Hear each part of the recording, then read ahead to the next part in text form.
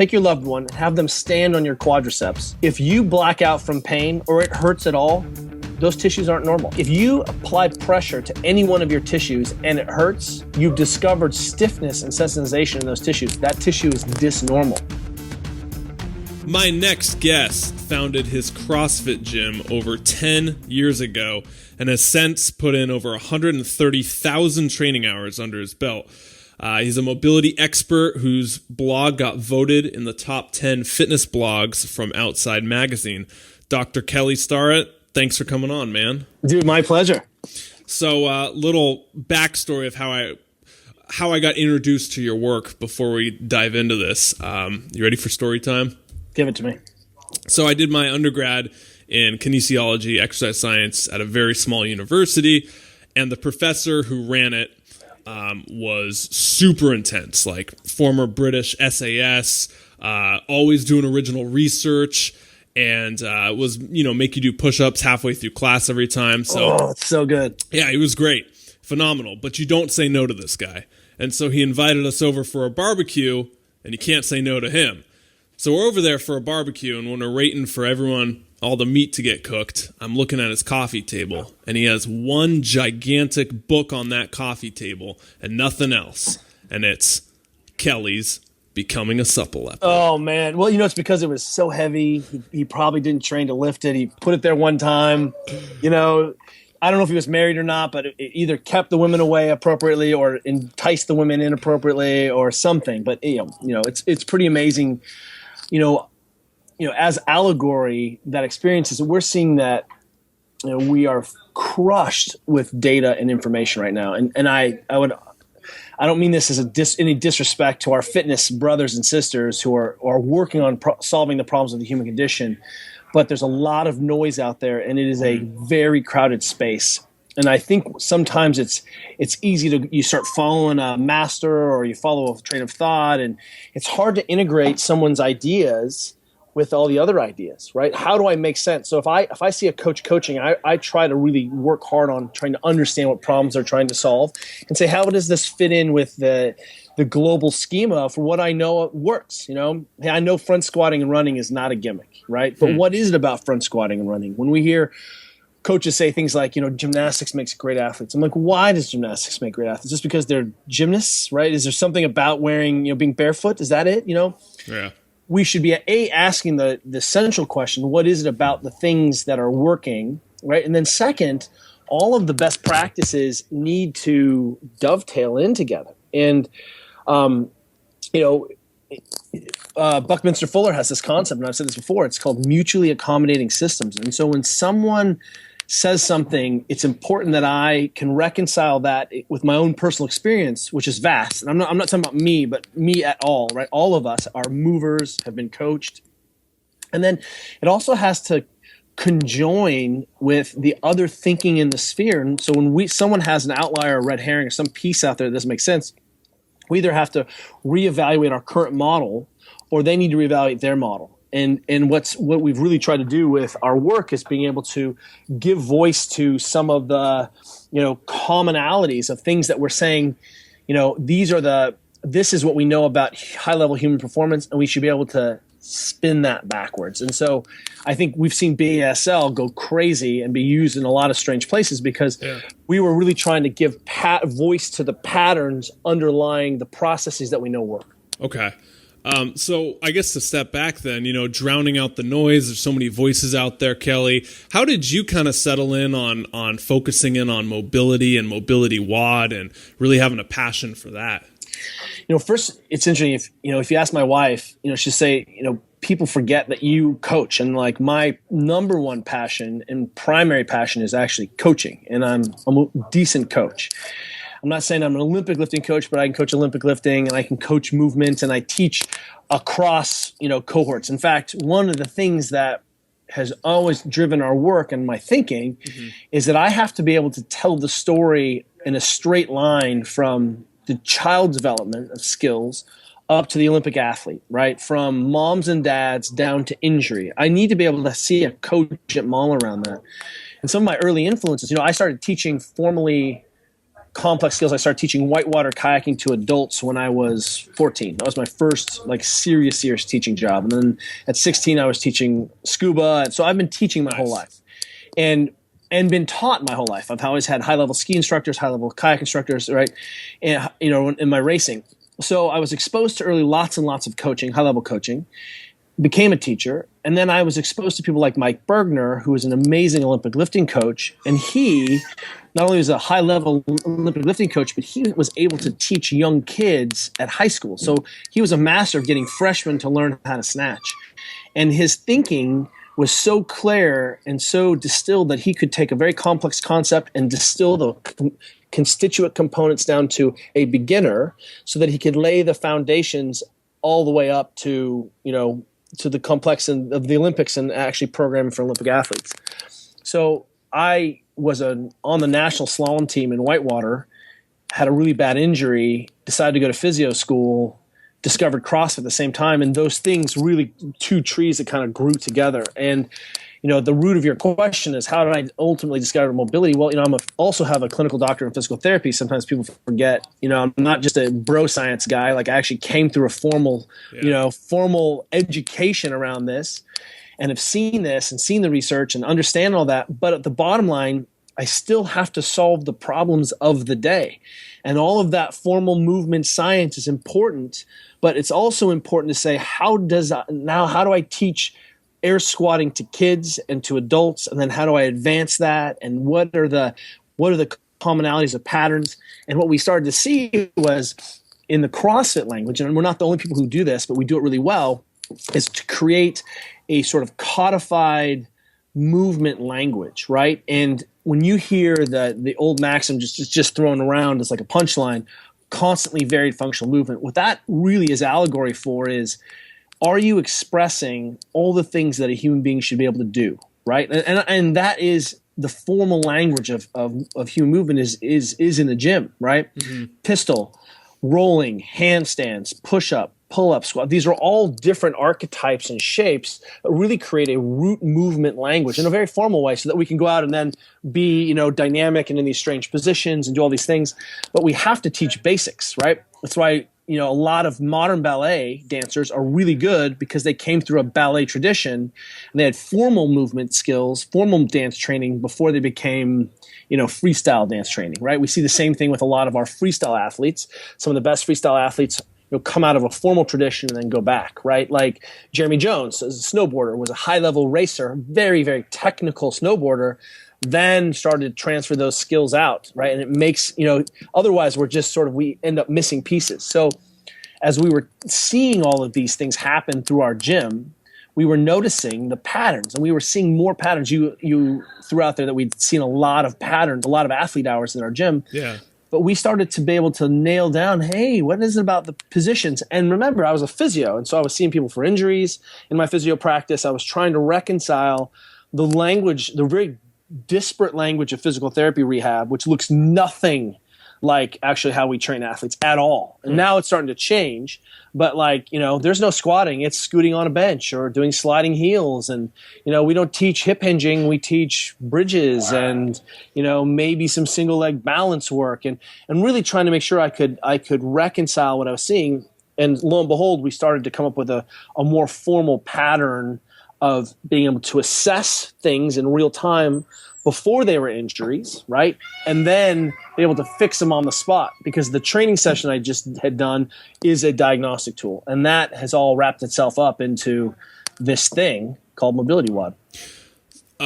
So question then on mobility. You know, a lot of people listen to this show. We've had CrossFitters on here to talk about CrossFit or functional movement or working out. And I'd say probably 80% of the people at home right now are listening go to the gym regularly or do some kind of resistance training. I guess, why should they really focus on and pay attention to mobility? Why is it such an important part of what they're doing? Are they perfect already? That's such a great idea, right? And a good question. How about this? So when we're talking to people about their fitness goals, this was on the side of the bus for a Precor ad, just I saw like 2 days ago. It said, help Precor meet your fitness goals. And I was like, what the hell are your fitness goals? Like if you ask someone, what's your fitness goal? And they're like, well, be fitter, do stronger. Right? They really can't even nail it down. And what the problem is that we've sold fitnessing to people that as long as you can do a lot of work, it's all going to be okay. And we saw that tradition in the strength world. Just get stronger. Well, how strong do I need to be? I don't know. As long as you can squat like 700 pounds is probably strong enough.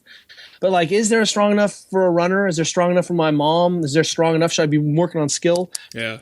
Oh, movement is a skill. Well, what are the end ranges? What are the benchmarks of that movement? If I'm on a cable crossover, a bicep curl machine, I have no stinking idea what is full range of motion, what is normal for the human being. In fact, the physical therapists can barely decide on the language of normal. They're like, what is normal? Normal-ish. It's functional. I'm like, look, functional means I can get off the toilet and do my bra. It has nothing to do with can I express the physiology that I was born with? And it really gets me going because people say things like, oh, posture doesn't matter. And I'm like, yeah, there's no correlation between posture and pain, but how about posture and function? That when you collapse and you practice breathing in a shitty pattern and you can't put your arms over your head, you should be thinking red flag. But if your only goals are to just get by pain-free, that's not a good enough goal for us. We haven't assigned goalposts or bookmarks. If you can't hold 2 dumbbells straight up over your head with your arms not bent and your thumbs backwards, you have incomplete shoulder function, and it's 1 or 0, yes or no. Like this, you should be able to hold 250s over your head without bending your arms. See how your arms are bent? Yeah. Right, which tells me that you're straighten missing. them out. Yeah, your armpit is forward. I should be able to hold something really heavy over my head with little effort. And what we're seeing is we haven't told people what full range of motion is. And then when they impinge or have a rotator cuff tear or their shoulder hurts or they herniate a disc, we're like, yeah, that's just part of doing business. And I'm telling you, that sounds a lot like a Ponzi scheme to me. Yeah. So what we're seeing is in our practice is that when we resolve movement restrictions and we improve people's range of motion to full, right? Can you squat down with your feet together and heels on the ground? Yes or no? That's full hip range of motion, full ankle range of motion. You don't have to believe in it. You may not use it, but that's full hip range of motion, full ankle range of motion. And the problem is we don't, what we're saying to people, as long as you're at SoulCycle bleeding out your eyes, you're fit. What we need to do is establish some benchmarks, which is exactly what our friend Greg Cook has done in the functional movement screens, at least try to put some pinholes in what we should be able to do and see, right? Otherwise, we're just spending the genetics of the human being. And when you wear out your knee, we've got a surgery for that. When you blow out a disc in your back, we've got a surgery for that. Physical therapy gets paid when people are injured, right? And it's very, very strange that the physio process is often highly disconnected from the strength and conditioning process or the boot camp process. And those things should be integrated fields and are becoming that. We're seeing that the physio coach is starting to reach in, and now the trainer and the athlete, the person training, is starting to have a better idea. So mobility is, do you know what you're supposed to do?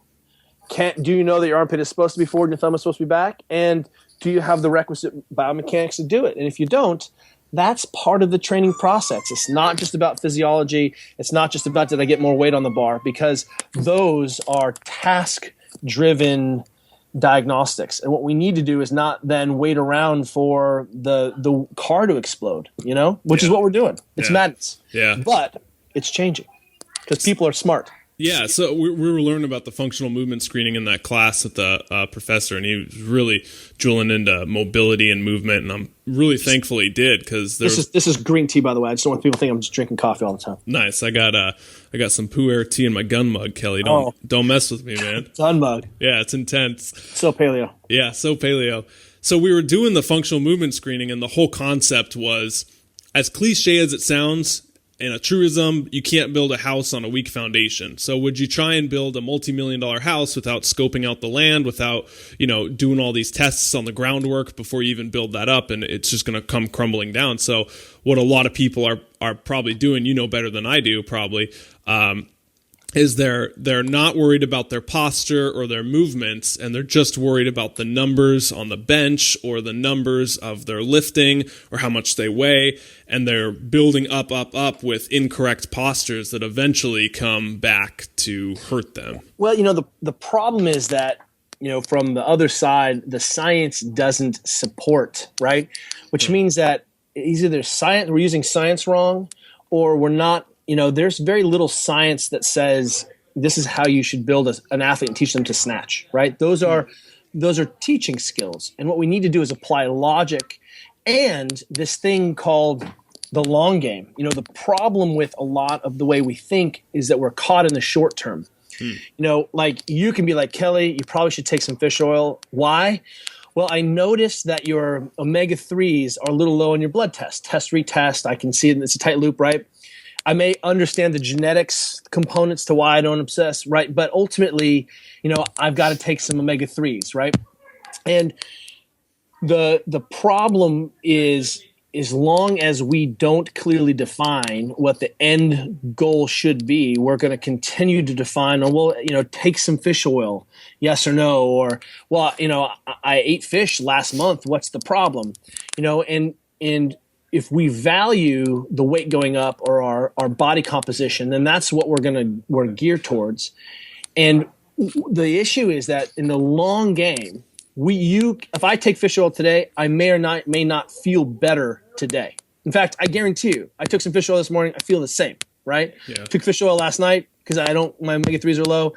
I feel the same, right? But in nutrition, around performance, that if I can get my omega-3s up, man, it's cardioprotective. But the problem is most people do not experience the benefits of good behavior immediately, right? They just don't. And we don't think in terms of scale and longevity because we're not wired that way. So, what we see is that most of the injuries we have, if they're not pathological or if they're not, catastrophic in the making, they're the result of what we call self-organized criticality, that at some point the tissue fails, or at some point you add enough speed to that open foot position when you jump and landed and your knees were coming in, but it was okay when you squatted, but suddenly you're playing volleyball and you jump and land with your foot turned out, your knee comes in and tear your ACL, right? And you and me aren't clever enough to connect the dots that I have practiced that pattern a million times. I've always jumped my foot, landed on the box with my foot turned out, and my knee always comes in when I squat. And it hasn't been a problem, but today it's a problem. And that's because the system is sufficiently complex that it's difficult to derive on best practices. So what we do instead is say, hey, if your foot is straighter and your knee is outer, did you lift more weight today? Yes. Okay, so let's tie this around performance. Let's not make it about injury prevention because you may or may not get injured, but let's look at your breathing function. Oh, it turns out when you slouch or you're stiff through your thoracic spine, your neck's craned back, it affects your ability to ventilate. So your mechanical ventilation efficiency is compromised. And guess what? Your VO2 went down. How do I know? You just got smoked by this person in a better spinal position, even though you're a better athlete. And what we need to do is tie it into performance, which is what we've always done. We've always said this is a performance-driven model, and that we will see that good patterning always yields better results. That's called technique. That's what we've been obsessed with as long as we've been humans. And in as long as we can keep the short-term bang for the buck integrated with the long-term process, I think we can lift heavy weights forever. I don't know when you stop becoming a skilled athlete. At some point as you age, the engine's not going to get as hot. I guarantee you'll not be able to run as fast. You'll not be able to lift as much. I just guarantee it, right? But at what point do you become less skilled? What point does you not become a better competitor? What point can you not refine your nutrition and health? What point did you not get to work on your positional competency? And what we're seeing is we're just trying to tell the story of this consciousness change so that we can shift this into a conversation about skill, not into a conversation of effort, because everyone now is working their butts off. Everyone. Yeah. It sounds very preventative, but almost sold in a way that is very real in the here and the now, instead of like, oh, you should warm up and do your leg swings and do your ball and socket rotations before you squat, so one day you don't get injured. That seems kind of, I'm impatient. I don't necessarily want to do that, It's kind of like the save 20% of everything you make now, so one day you can retire. Well, 3% of Americans save that much amount of money because we're very nearsighted. So if I'm hearing you right, what you're saying is that you incorporate the fish oils or the mobility exercises in the here and now, so you actually perform better and you sell people on that performance of the here and the now instead of that distant day 20 years down the road when you may or may not get injured?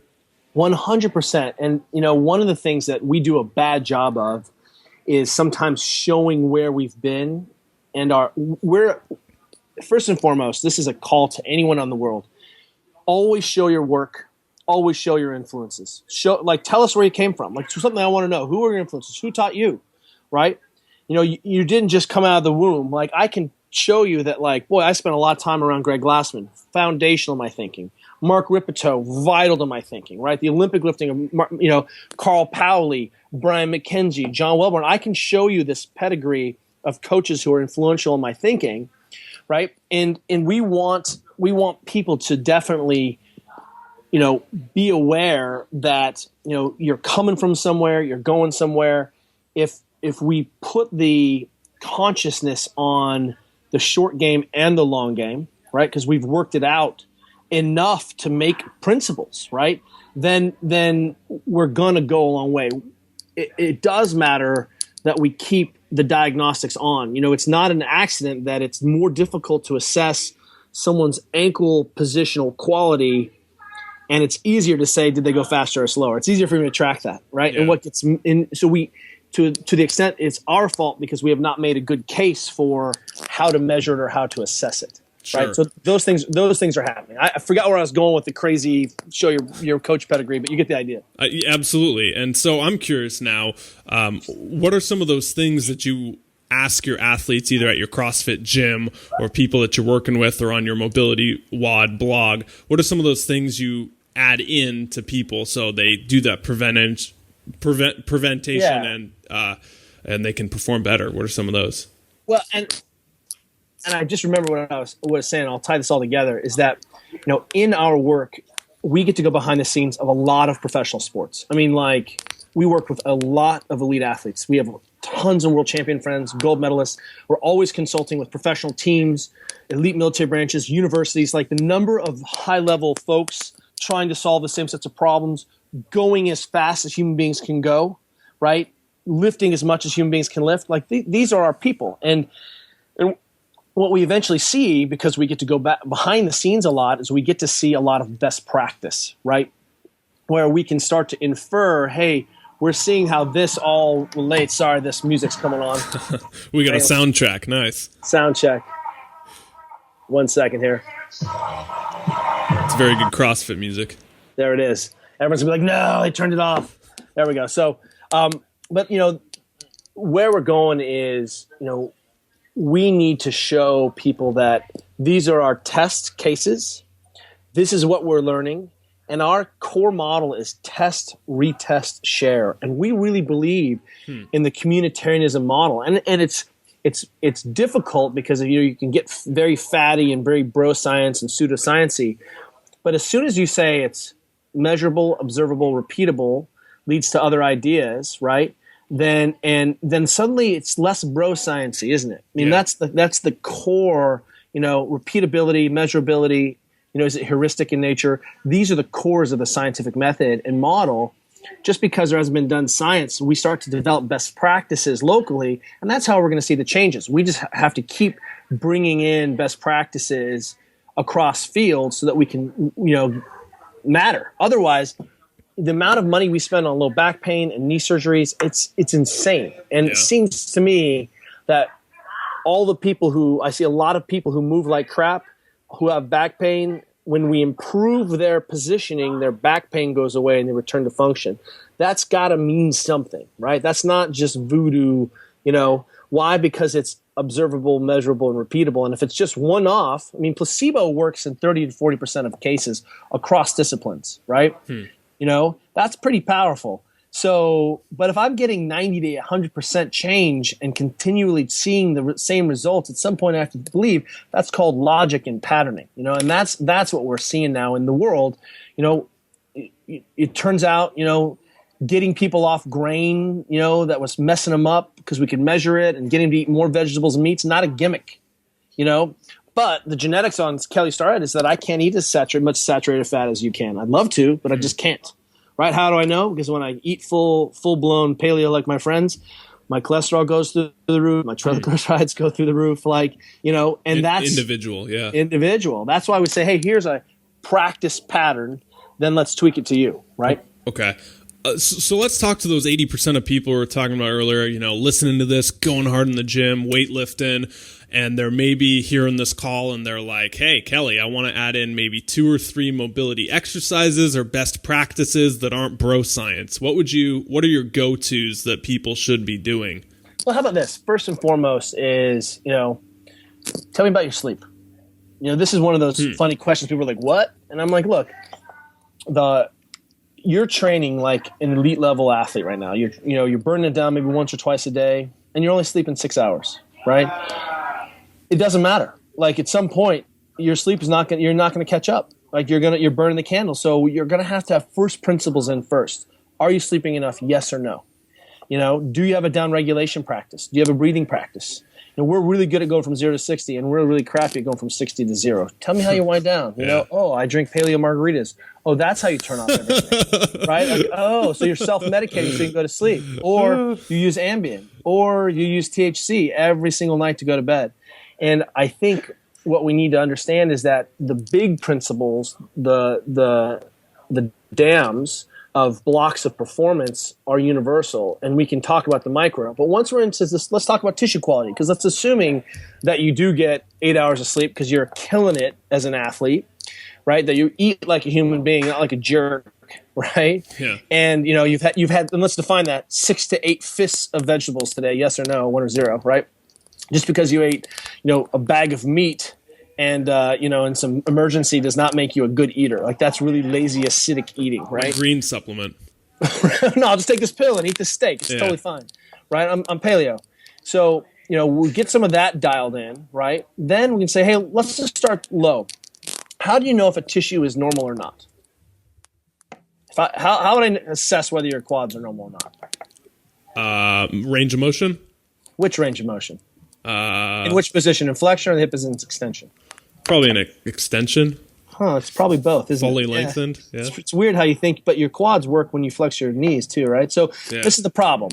So we need to tie those individual tissues ultimately to movement. Okay, so I better have a movement practice that understands what is the benchmark. Okay? The second piece we can do is just push on a tissue. If you lay on a lacrosse ball or someone, take your loved one and have them stand on your quadriceps, if you black out from pain or it hurts at all, those tissues aren't normal. How's that? Like if you apply pressure to any one of your tissues and it hurts, you've discovered stiffness and sensitization in those tissues. That tissue is dysnormal. Start there. If it feels like beef jerky, man, and you know who I'm talking to, the beef jerky athletes out there, not painful, but stiff.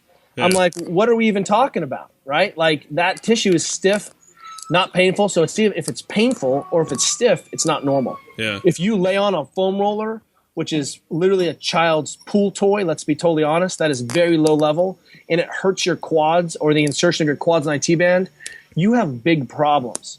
If you stop breathing, because it hurts so bad, dude, that's a red flag that your nervous system is firing itself up to try to protect you because that tissue is so sensitive. So I can't roll out my IT band. It hurts too much on a foam roller. What does that say? It says that you're having probably either you're totally under massive stress, your tissues have gotten tight, you have an adaptation error because you sit on your butt all day long in these mid-range positions and your tissues adapt to that, or you move like crap when you squat and run, or you don't have full hip function, and those tissues have become adaptively stiff.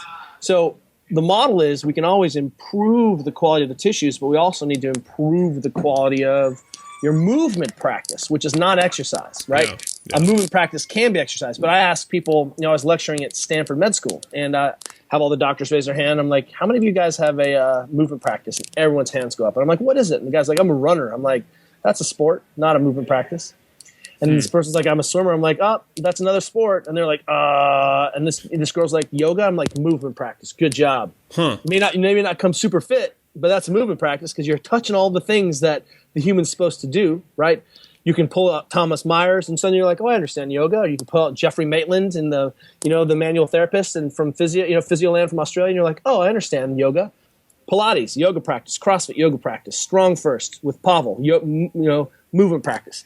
And all of a sudden you are tying in, you're starting to see if I'm not systematically addressing and improving my quality, because it's a moving target, right? Go ahead and have a baby, don't sleep, then fly to the East Coast a couple times on business, right? Run a marathon and tell me what happens to your tight ass hips. Like they're going to get tighter, right? Yeah. And that's the point, is that this is always a moving target. And what I did today in my training is how I'm assessing where I am as a human being. This is why if I only ride my bike, it's going to be really difficult to understand what's going on, right? And this is why people get so confused. Well, I'm curious then, go back to the movement practice versus the fitness and sport. What's that definition? Well, fitnessing, right? So how am I fit enough to get on a bike and just pedal until my brains fall out? I train, like my training regimen is I lift some heavy weights, I do a lot of body weight stuff, I talk to my positions, and I'm training for another big, long open ocean paddle race, which is from Molokai to Oahu. There's some paddlers out there listening. And the Molo Solo, right. Yeah. And so I spend a lot of time in this cardiorespiratory bucket training these capacities, right? And it would be easy if I defined fit as I hit my wattage goal that my coach assigned me. Am I fit? Well, not if I have incomplete shoulder range of motion, so that when I paddle, my shoulder comes forward and all of a sudden I'm in a compromised shoulder position, right? Yeah. But it's difficult in the complexity of the sport to see the benchmarks of the range of motion. This is why we advocate for people having a formal gym practice, because it's a way of quickly and easily making the invisible more visible. How do we understand what we're seeing? How can I tell you're missing interrotation in your swimming? Well, every time you swing a kettlebell or do a push-up, your shoulder comes forward. I can see it, right? Right there, and then I can fix it. So what we need to do is make sure that your movement practice is expressing all the things a shoulder should do. And if it can't, you just found some way of getting better. It may not mean you ever have pain, but I can guarantee you are compensating around that incomplete range of motion. So someone listening, and the question earlier where we're talking about 2 or 3 things they could maybe do to get more range of motion or something like that. But range of motion by itself without the motor control is like having a lot of money in the ATM and no card to access it, right? You need to have a skill. Movement is a skill. You're not a piece of meat.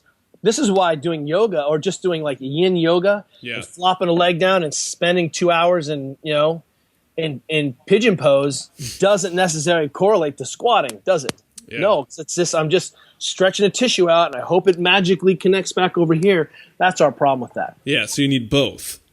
Both. Okay. And so with the CrossFit practice, I know you're big on that, 130 hours of training under your belt, 10 years at your gym. You put that under the functional movement? Yeah. So what we're saying is, hey, if we're going to define functional movement, we better define what full range of motion and functional movement is, right? What is the full capacity of the shoulder in this position? And when we do that, then suddenly positional quality is also encapsulated in the motion. Look, if you and I are deadlifting and you don't stand up with the deadlift all the way, are you counting that as a PR? Yeah, no way. No, well, why not? Bar went up. I pulled it as far as I could. Well, that's what we're doing with ankle range of motion. If you don't have full ankle range, are you moving the thing? So we have some defined goals-ish, right? But if you do a dip and you don't extend your elbow, is that a dip? Right? No, your elbow's stuck bent. Yeah. Yet a lot of people are so restricted, missing so much interrotation, they can't lock out the bench press, they can't lock out the dip, they can't lock out the muscle up. But we count those as full range of motion. And this is always going to be a compromise as long as we value, exercise as a sport. We kid around tongue in cheek because we work with so many amazing CrossFit athletes and we're such fans. But pull-ups are not a sport, right? Getting up and over a bar on the way to doing something else is a sport. But as long as we say the only thing that matters is your head going over the bar or your chest touching the bar and become agnostic about how you get there, we lose track of why we're doing pull-ups in the first place, which is teaching a stable shoulder off of a fixed object, right? And that's where it starts to get messy, is that we don't establish. So we don't establish benchmarks. So in gymnastics, for example, on the rings, if you touch the rings, the strap, it's a deduction. Why? Because if you touch the strap, you're in a bad position, right? The only way to not touch the strap is to turn the shoulders into a stable position, which also matches the mechanics, and they've built the aesthetics into the movement. And so, until we start doing that stuff, it's just going to be a who can work the hardest thing. And then we get confused because we're like, hey, am I competing, which doesn't matter, right? Push-ups are difficult to judge for competition, isn't it? Right? Yeah, My head is back. What's going on? We'd have to have all this craziness. Or, do we understand that we're using push-ups to become better at getting up off the ground when I do soccer, or getting up off the ground as a kid, or right? That's the goal. Makes push-ups make me a better swimmer. Yeah. So going back to kind of functional movement and that theme, and seeing sports and functional movement differently, like no, sports are based on functional movement. Sports right? are based on functional movement. So it's not necessarily what I'm hearing, what you do that 1 hour of the day in the gym or something like that, but the other 23 hours, you can't ignore those just because you're doing some sort of practice that's 1 hour and really good, like going to the CrossFit class for 1 hour, doesn't mean the other 23 are all fine and dandy. And I know you have a book coming out called Deskbound that kind of talks about the other 23 hours. Is that something? It does, and what we've seen in our practice and our experience is that people are expecting to come into the gym, and that 1 hour practice covers everything and makes up. If you let's just take this out of training for in your movement, and let's go back 400 years to when Musashi, who's a famous Japanese swordsman, wrote this book called Book of the Five Rings, where he says your combat stance is your everyday stance. The way you stand is the way you fight. Like, why would these be integrated? Why would I think this is the best position to jump and land in and pick something up, and yet I'm not in the gym, so it doesn't matter how I pick up my backpack or this pillow or how I stand or walk, right? The reason we're doing that is either because we just hope we get magically strong, or that we're actually training positions because they transfer into less loaded shapes. The other thing is that, the research is very clear that if you sit more than a couple hours a day, you have big problems. And if you sit, 6 hours a day more, you fall into a category called sedentary lifestyle. And I guarantee you that most of the athletes listening are sitting more than 6 hours a day. Why does that matter? It really affects your physiology, and it affects your tissues and your ability to get into these positions. So what we came up with was we saw that, we were seeing biomechanical changes. Dude, I love the way you were holding that gun over the top, all gangsta. Shooting with your thumb on that. I'm telling you, the calls don't mess with me. That's right. And it's interesting is you picked it up in a more stable position, and over the top is more stable, right? Oh. That is a more stable position than barbell grip. There it is. If you get a hook grip on that trigger, it's the best. But what we saw was that a lot of people, we were undoing a lot of the rigors that was being put on the person because they were sitting at a desk all day long. Yeah. Right. Hey, how come I don't have overhead range of motion in the press? Well, you've been bent over this keyboard, or maybe not. Maybe that's not it. Maybe you just came out of the womb bent, and you'll never put your arms over your head.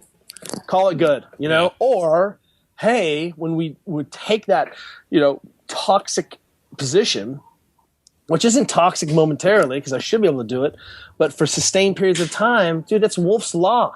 That is Daniel Coyle's brain patterning. The way we do one thing is the way we do everything. Practice makes perfect. No, practice makes permanent. So we seem to assign values to skill acquisition, but we don't think about being skilled movers day to day in our lives. And somehow there's a complete dissociation. Like we try to simplify movement, and so that we can get more highly reproducible performances. So if I organize my spine and hip hinge and use my knees to adjust for position and tension, well, that turns out to be the way that they're setting the world records in deadlifts. But it also turns out to be a way where I've prioritized the spine based on functional movement. I've loaded the hips and the hamstrings, which is working in a wave of contraction from trunk to periphery. And I'm using the knee to tension that preloaded system. And if I do the same thing every single time, some pulls don't feel good, and they all feel good because I have reduced the movement variability, which seems to matter if I'm serving or golfing or, right? People have forgotten that, there's a distinction. And, all of those things also, if I stand correctly, boy, I reclaim my center of gravity over my feet. right? These are integrated concepts. And so if I have to discard some aspect of myself to get something else done, then there's a hole. And people are like, there's no published research about sitting technique. I'm like, because sitting is an aberration in the human physiology. You're not designed to sit. Yeah. Right?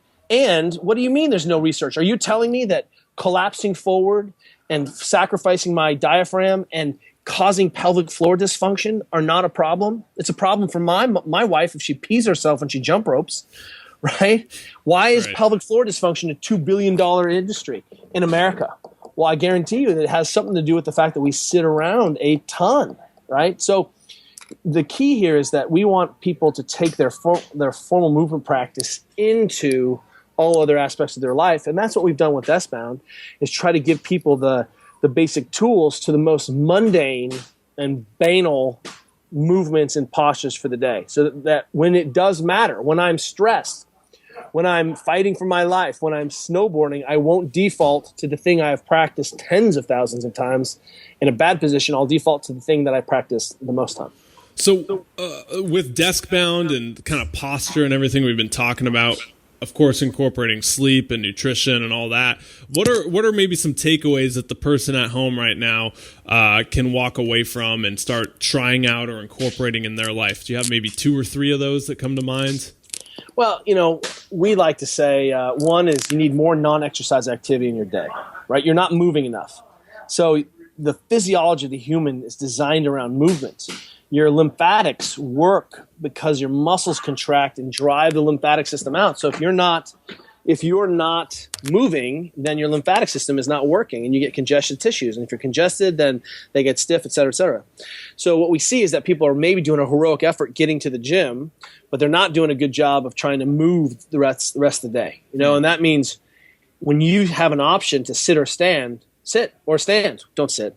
Right? Remove the optional sitting. There's plenty of sitting in your life that's not optional. You're going to have to sit in the toilet. You're going to have to sit, in the car. You're going to have to sit at the board meeting. Like there's some times where you're going to be forced to sit. The rest of it is a choice.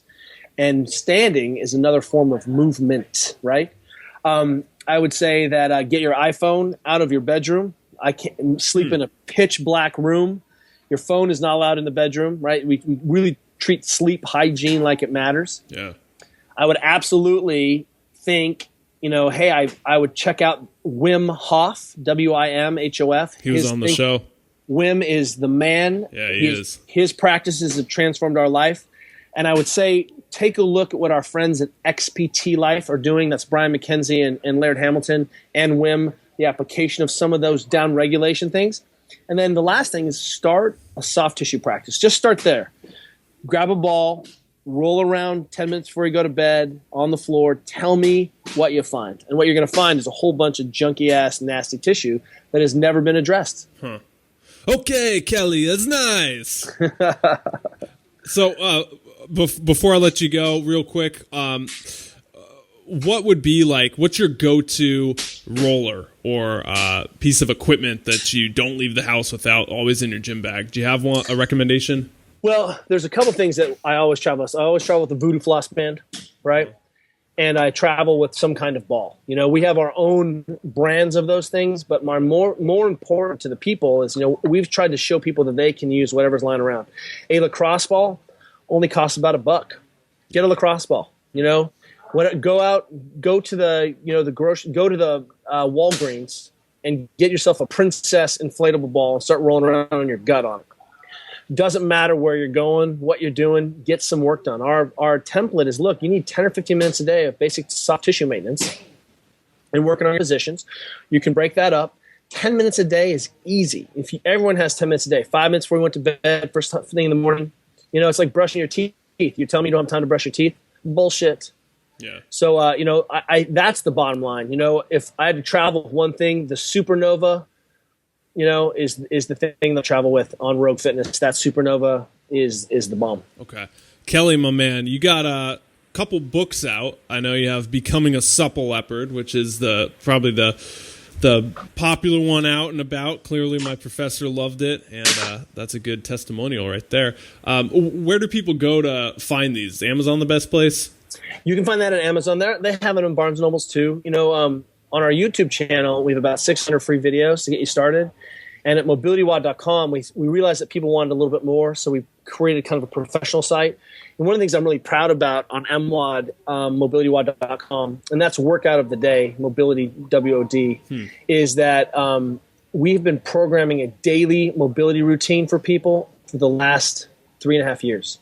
And so if you don't want to think, you can log in and just follow the 3-minute video. We'll tell you what to do today. And we'll tell you what to do tomorrow. And that simplifies the system because look, sometimes, and we're keeping an eye on the programming, and sometimes you don't need, you need to know what to fix when your knee hurts, but the rest of the time, just tell me what to do. I mean, I love having a coach. I Brian McKenzie's my coach. I log on, to my Google spreadsheet, and Brian's like, today you'll be suffering. Tomorrow there's more suffering.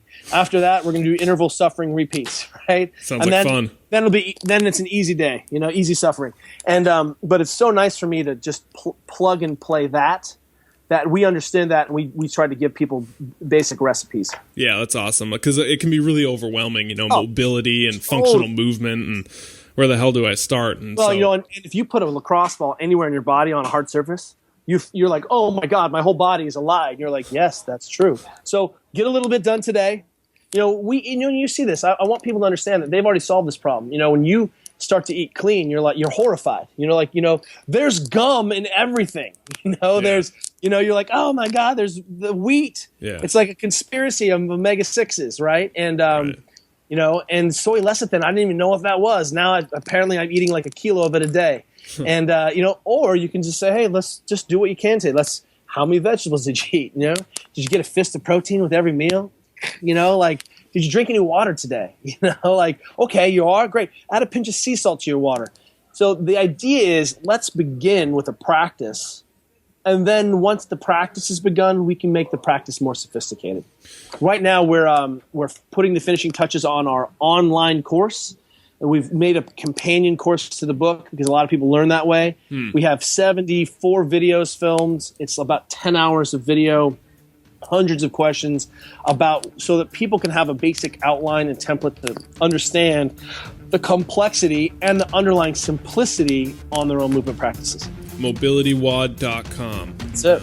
All right, Kelly. Hey, you're welcome back anytime, man. This was an awesome show. I really appreciate you taking the time. I know you're busy. Oh, my pleasure. No, everyone is busy, but not everyone is working hard. There's a big difference.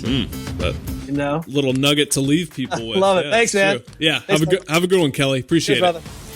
Kelly Starrett, everybody. Becoming a supple leopard. You ready to get your mobility on? Mobility is still that one area, if I'm radically honest, I never do. It's kind of like flossing. Everyone knows you're supposed to do it. When you go into the dentist, how many times do you floss? And you kind of exaggerate 3 times a week, 4 times a week, when really maybe it's 2 times a month. That's mobility for me, everyone. I don't do mobility, but I know the importance of it. And this call kind of reconfirmed how important it was.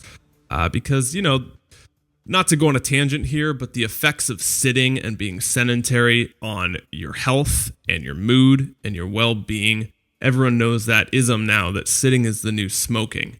And it's been linked to all sorts of diseases and shorter life expectancy and depression and injuries, higher risk in the gym. So mobility is a way you can combat that instead of just trying to outrun it or go on long runs or whatever we try and do, stand for 8 hours a day. Sometimes that can be bad. Sometimes it's not as good. Anyway, guys, I cannot wait to read you this week's review on the iTunes page. And if you want to be featured on this section, go over to the iTunes page, drop us a rating and a review. It takes 3 minutes and you get a shout out on the show. Here we go. This one's from Cad Lady. I think that's how you pronounce your handle. Okay, Clark, you've bugged me enough, and I'm finally writing a review. I've listened to several different paleo podcasts, and this one is by far the best, and is one of the only 2 podcasts that I like enough to subscribe to. Thank you. Clark offers a lot of different topics with a large variety of guests, and it's always fun and entertaining to listen to. I particularly enjoy how, no matter the topic, Clark finds a way to break out and give the audience a practical way to add new food, workout habit, or daily lives. They truly are hacks, and they help me keep my momentum. Thanks, Clark. Keep those podcasts coming. Hey, Cad Lady, thank you. Thank thanks to you. This show isn't about me. It's about bringing content out of guests for you at home. And the fact that you took the time to write a review on that, it means the world. It seriously does. And, I appreciate your high praise in there. But again, the show's not about me. It's about the guests. It's about the information. It's about you. So really, really means a lot. All right, guys, if you want to be featured in that section, head on over to iTunes, drop us a rating and a review. It takes like 3 seconds and it helps our show a lot. And let me give you a preview for what's coming up. So we just had Kelly Starrett last week. If you did not hear Nerd Fitness Call with Steve Cam, man, that was a must listen to. It was really, you gotta have a couple cups of coffee to be on that energy wavelength with us. Just be prepared. And then Gretchen Rubin was the week before, which was all about habit change and the 4 types of people there are in the world and how you might be as stubborn as your cat. Okay, so next week, let me pull up my schedule here. Don't want to give anything away. All right, next week we have Dr. Dan Kalish making his return. I am so excited for that show. It may be in my top 5 of 2016 so far. You definitely want to hit that show. Week after, we got Josh Trent, my main man, coming on to talk about emotional intelligence, technology, make fun of my Fitbit that I just got. Just kidding. We give you really cool practical steps on how to incorporate technology into your life and not be overwhelmed by it. Then we got Alyssa Vitti coming on to talk about women's issues, women's code, and fertility, alternative methods of birth control, contraceptions, pregnancy, weight loss, hormonal issues, all about show for the ladies. And I think that's on May 25th. So that's all I'll give you, a month out, month notice. Thank you so much for listening. If you want to get a hold of me, go to @ClarkDangerous on any social handle. I'm all there. That's Clark Danger OUS.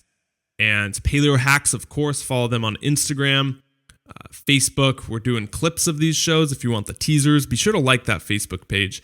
And then, of course, our archives are the best place to listen to previous shows. All right, that's it. I love you guys. I will see you next week.